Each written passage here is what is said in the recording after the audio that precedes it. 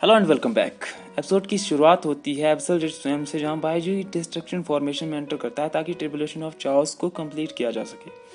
वो खुश था कि उसने अपने प्यार को जिंदा रखा था, पर उसे एक बात का पछतावा था। वो था कि उसने यूची के बड़ा होते समय उसके साथ वक्त नहीं बिताया था। वहाँ यूची को जो उसने ब्रेसलेट दिया था वो बाइजू के जाने के बाद टूट जाता है। यूची उसे लेकर शंगुआ के पास आता है क्योंकि उसने इसे नहीं तोड़ा था। ये वही ब्रेसलेट होता है जिसमें शंगुआ की सारी नीदर वर्ल्ड के बाद की मेमोरीज स्टोर होती है।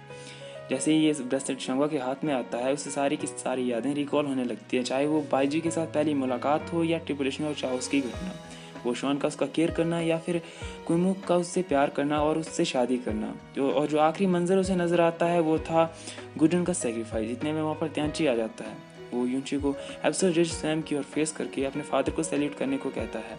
शंगुआ एक चीफ गॉड थी, इसलिए वो समझ जाती है कि पावर ऑफ चाओस को हासिल करना कितना टफ होता है। वो उस दर्द को महसूस कर सकती थी जो कि बाइजी ने अपने ओरिजिनल बीइंग को जब 2 पार्ट्स में डिवाइड करा था उसे हुआ होगा। शंगुआ को पता चलता है कि ये प्लानिंग बाइजू और त्यांची दोनों की थी। त्यांची बताता है कि बाइजू ने कभी भी उससे प्यार करना बंद नहीं करा था। तुम्हें आखिरी बार उसे अलविदा कह देना चाहिए। शंगुआ एब्सोल्यूट स्वयं में चली जाती है, लेकिन अब काफ़ी देर हो चुकी थी। बाइजी जा चुका था। वो बाइजी पर गुस्सा होने की कोशिश करती है, पर कमबख्त प्यार क्या कुछ नहीं करवाता। खैर 3 साल बाद का सीन दिखाया जाता है और शंगुआ अभी भी उसी जगह पर खड़ी हुई और बाइजी का इंतजार कर रही थी। गॉड ऑफ फायर के डिसअपियर होने की वजह से गॉड ड्रिल में लगातार ठंड बढ़ रही थी। स्नोफॉल कभी रुका ही नहीं। जियांग का सीन दिखाया जाता है जिसकी हालत अब ओल्ड त्यांची की तरह हो चुकी थी। वो हर वक्त ड्रिंक करता रहता था। त्यांची से कम ड्रिंक करने को कहता है, पर जियांग जो कि अब 60,000 सालों से गॉड रियल्म में सोया हुआ था, उसे न्यू थ्री रियल्म के बारे में कोई जानकारी नहीं थी और शंगुआ बाइजी के गम में गॉड रियल्म में आ नहीं रही थी, इसलिए सारी की सारी रिस्पॉन्सिबिलिटी त्यांची अकेले संभाल रहा था। जियांग यूची को टीच करने की रिस्पॉन्सिबिलिटी लिए हुए था, लेकिन वो उसे टीच नहीं कर पा रहा था। त्यांची बहुत ज़्यादा होशियार था और नोटी भी था। वो हर स्पेल को बड़ी जल्दी सीख लेता था और अपनी पीचवुड स्वॉर्ड से लगातार प्रैक्टिस कर रहा था। त्यांची जियांग को दोंगा के बारे में बताता है जो कि एक इमोर्टल था, लेकिन उसकी टीचिंग एबिलिटी बहुत ज़्यादा अच्छी थी। जियांग कहता है कि क्या वो बाइजी की तरह स्ट्रिक्ट टीचर है, तो त्यांची बताता है कि वो एक नॉर्मल इमोर्टल है, इसलिए हम उसे बाइजी के साथ कंपेयर नहीं कर सकते। तुम्हें यूची को उसकी मदर के पास ले जाना चाहिए। अब जियांग और यूची एब्सोल्यूट स्वयं में चले जाते हैं। वो वहाँ शंगुआ से मिलते हैं और उसे वापस गॉड रियल में चलने के लिए कहते हैं, पर शंगुआ मना कर देती है। शंगुआ जियांग को थ्री रियल्म की जिम्मेदारी सौंपती है और वहाँ से जाने को कहती है। जियांग उसे पैरेलल फॉरेस्ट में जाने को कहता है क्योंकि फ्रैग्रेंट वहाँ पर सभी का अच्छा एंटरटेनमेंट कर रही थी और उसे कहता है कि तुम्हें वहाँ जाना चाहिए।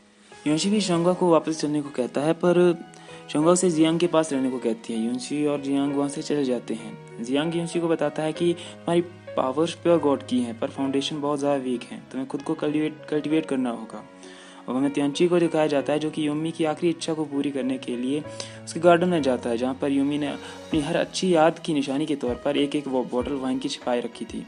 हंगरी उन बॉटल्स को एक एक करके बाहर निकालता है, लेकिन उसके साथ जो मैसेज लिखा हुआ होता है उसे समझ नहीं पाता है।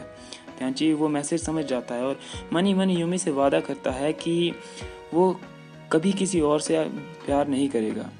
और वो हंगरी से कहता है कि ये वाइन बॉटल जियांग को दे दो, मैंने पीना छोड़ दिया है। सीन शिफ्ट होता है डीमन रीजन में, जहाँ सुयन क्विन से शुआंची पैलेस में रुकने को कहता है। उसने डीमंस और इमोर्टल्स के बीच शांति स्थापित कर दी थी और सुयन क्विन से कहता है कि वो फ्यूचर में कभी भी उसे प्रपोज करके एम्बेरस फील नहीं कराएगा, पर क्विन मोटल रियल में जाकर अपना कंट्रीब्यूशन देना चाहती थी। सुयन कहता है कि क्या हम भविष्य में दोबारा मिल सकेंगे, तो क्विन का जवाब होता है कि हो भी सकता है और नहीं भी। अब क्विन वहाँ से चली जाती है। सुयन कहता है कि वो इंतजार करेगा। सीन शिफ्ट होता है शंगुआ पर जो कि स्काई वे से कहीं जा रही होती है। वो नीचे वुहान को देखती है जो कि अब पागल हो चुकी थी। वो अपने परिवार और गॉडेस थ्रोन को खोकर पूरी तरह से अपना दिमागी संतुलन खो चुकी थी। जिंगजाओ वहाँ उसके पास आती है और उसे संभालती है। सीन शिफ्ट होता है पैरेलल फॉरेस्ट में, जहाँ पर इमोर्टल्स फ्रैग्रेंट की तारीफ कर रहे थे क्योंकि उसने डीमंस और इमोर्टल्स के बीच शांति स्थापित कर रखी थी, जो कि बहुत ही बेहतरीन था। सभी अब अपनी अपनी कल्टिवेशन पर ध्यान देने की बात करते हैं।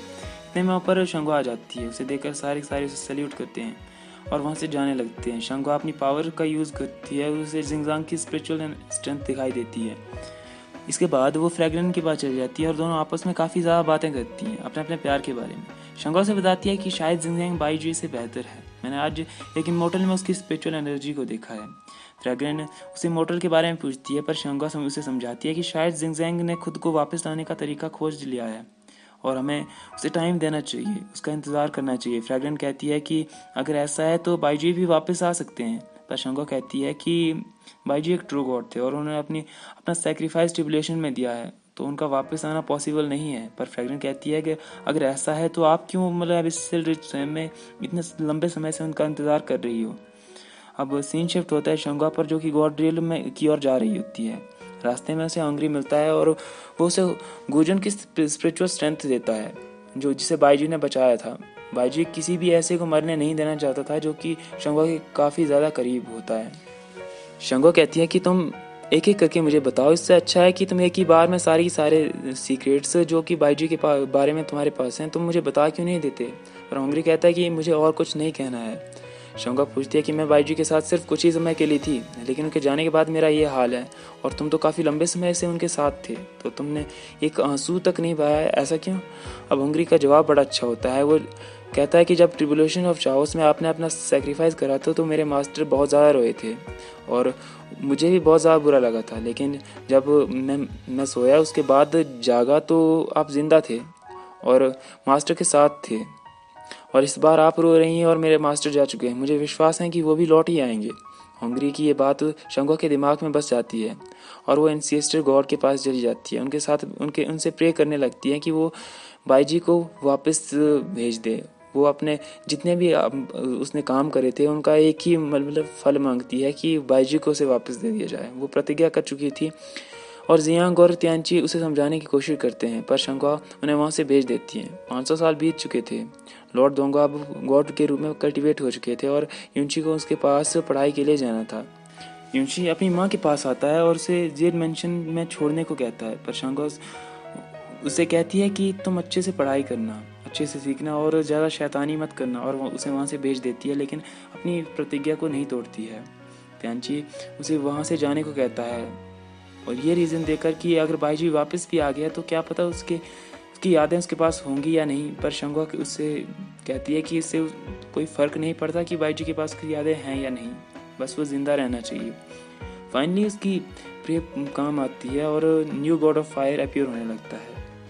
गॉड रियल में जो बर्फ़ पड़ी थी वो पिघलने लगती है। त्यांची कहता है कि क्या ये वही है। जियांग उसे बताता है कि संभावना तो है।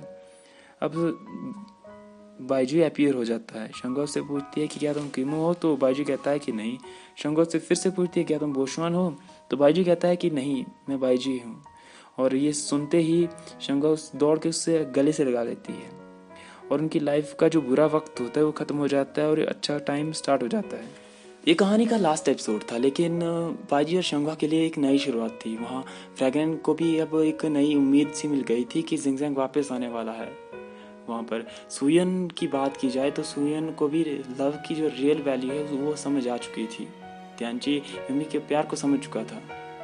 ये एंशिएंट लव स्टोरी का लास्ट एपिसोड था। अगर आप कोई और वेब सीरीज हिंदी एक्सप्लेनेशन चाहते हैं तो प्लीज़ कमेंट करना ना भूलें।